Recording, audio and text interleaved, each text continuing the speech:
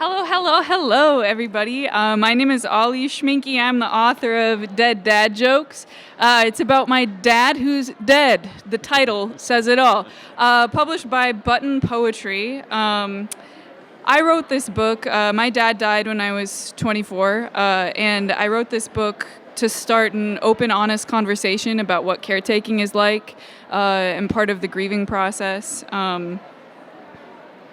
Yeah, and sometimes that process is funny, and I think it's really important to be able to have room for humor and all of that. That being said, I'm going to read you a poem from the book that is not funny, because sometimes it's like that too. So I'm just going to let my book speak for itself. And if you like it, pick up a copy. It's everywhere books are sold, basically. Awesome.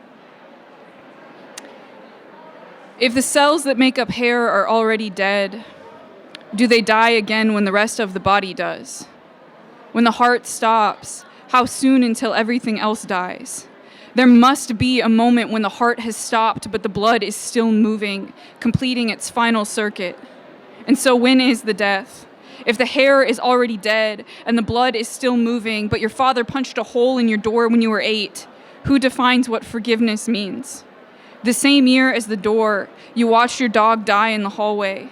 Like your father's death, it was slow.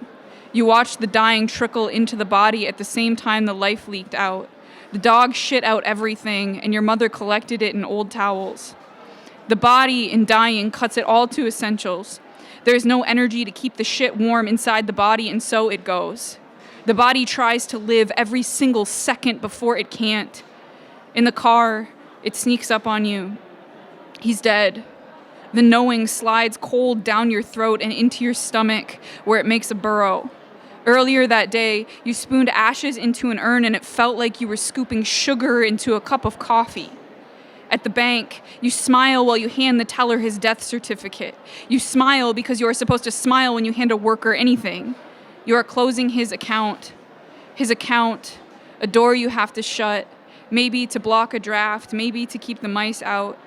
His heart stops, but the blood sludges onward. He is dead, but his dog still needs to be fed. He is dead, and in his dresser drawer you find a Penthouse magazine and some lube, an empty Tupperware that smells like weed, the titles to the old Mustangs, a picture you drew him when you were 6. Thanks. If you read the book, I hope you love it.